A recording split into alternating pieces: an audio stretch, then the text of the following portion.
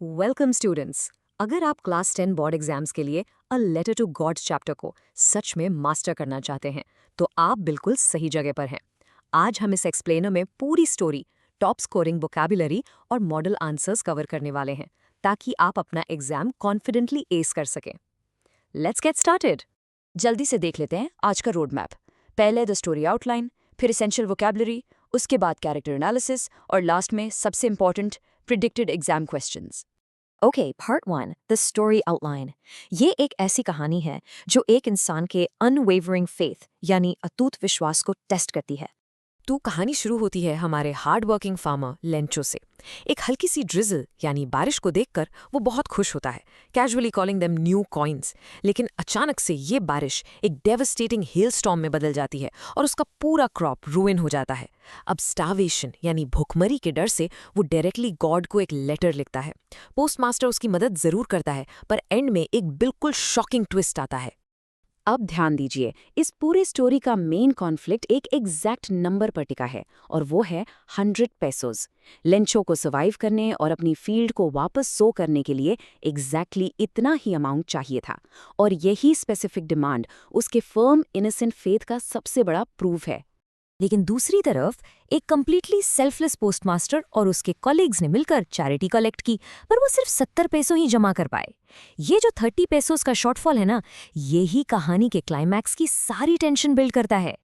Alright, moving on to part 2, essential vocabulary. Examiners actually आपके answers में कौन से वर्ड्स देखना चाहते हैं? Let's find out. देखिए, अगर आपको उन टॉप मार्क्स को स्कोर करना है तो सिर्फ फार्मर लिखने से काम नहीं चलेगा। Use the high impact word pageant.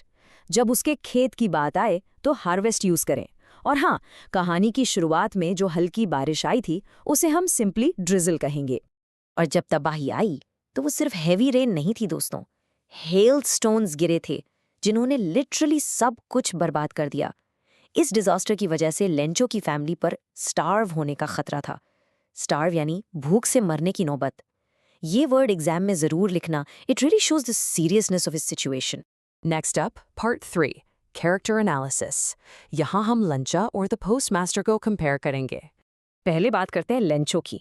एक बात बिल्कुल ध्यान रखिएगा, 100 पेसोस मांगना उसकी ग्रीड बिल्कुल नहीं थी, और ना ही वो बेवकूफ था। उसका कैरेक्टर एक सुप्रीम बच्चों जैसी इनोसेंस और भगवान पर एब्सोल्यूट ट्रस्ट से डिफाइंड है। उसका ये पक्का मानना था कि गॉड सब देखते हैं और उसे भूखा तो बिल्कुल नहीं मरने देंगे। दूसरी तरफ हमारे पास है पोस्टमास्टर। शुरू में वो लेटर देखकर थोड़ा हंसा जरूर, पर तुरंत सीरियस भी हो गया। क्यों? क्योंकि he was deeply moved by Lencho's faith. ये इंसान ह्यूमन एम्पैथी का एक परफेक्ट एग्जाम्पल है। सोचो, उसने एक अनजान इंसान का फेथ टूटने से बचाने के लिए अपनी खुद की हार्ड अर्न्ड सैलरी सैक्रिफाइस कर दी। और सच बताऊं तो यही इस एक्सप्लेनर का सबसे बड़ा कोर डायनामिक है। एक तरफ है एक अनसीन डिवाइन पावर पर लेंचो का अनवेवरिंग फेथ, और ठीक दूसरी तरफ है पोस्टमास्टर की सेल्फलेस टैंजिबल ह्यूमन काइंडनेस। ये स्टोरी हमें रियली सोचने पर मजबूर कर देती है जब ये दो पावरफुल फोर्सेस आपस में टकराती हैं।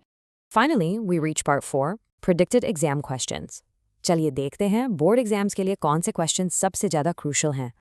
ओके, एक बहुत ही कॉमन क्वेश्चन जो बार बार आता है, पोस्टमास्टर ने लेंचो को पैसे क्यों भेजे और लेटर पर उसने सिर्फ गॉड क्यों साइन किया? थिंक अबाउट इट, इस काइंड एक्ट का असली मोटिवेशन आखिर था क्या? आपके मॉडल आंसर में ये बिल्कुल क्लियर होना चाहिए कि पोस्टमास्टर सिर्फ चैरिटी नहीं कर रहा था। His primary goal was to shield Lencho's pure belief. उसने गॉड इसलिए साइन किया ताकि वो डिवाइन इंटरवेंशन का इल्यूजन मेंटेन रहे।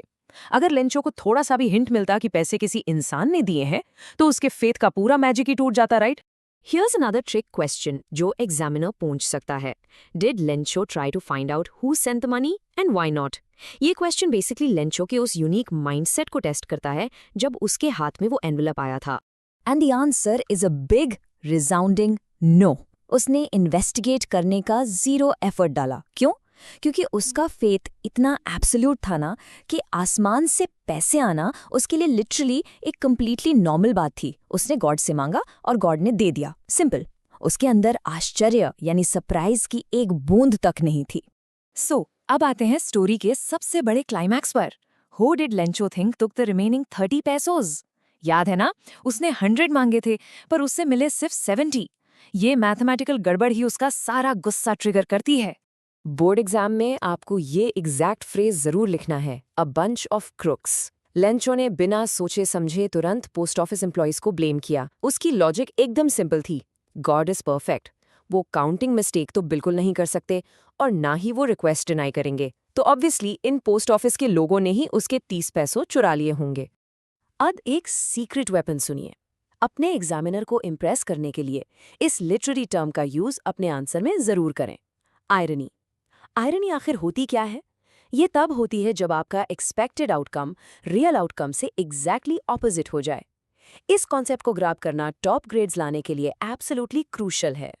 तो इस स्टोरी में आयरनी कैसे फिट होती है? पोस्टमास्टर और उसके स्टाफ ने लिटरली अपनी जेब से पैसे दिए ताकि एक स्टार्विंग फार्मर को बचा सकें। They are the true selfless saviours. पर रिजल्ट क्या निकला? उन्हें ही उसने बंच ऑफ क्रुक्स बोल दिया, यानी जिन्होंने बचाया उन्हीं पर चोरी का इल्जाम लगा दिया गया।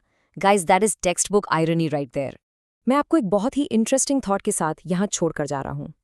क्या कभी कभी हमारा प्योर अनशेकेबल फेथ हमें इतना अंधा कर देता है कि हम अपने ठीक सामने खड़ी एक्चुअल ह्यूमन काइंडनेस को देख ही नहीं पाते? एक सिंपल सी लगने वाली स्टोरी में सच में एक डीप फिलोसॉफिकल क्वेश्चन छुपा है। इस पर थोड़ा पॉन्डर कीजिए, इन कॉन्सेप्ट्स को एग्जाम के लिए मास्टर कीजिए और फुल कॉन्फिडेंस के साथ पोर्ट्स फोड़ दीजिए। Good luck studying.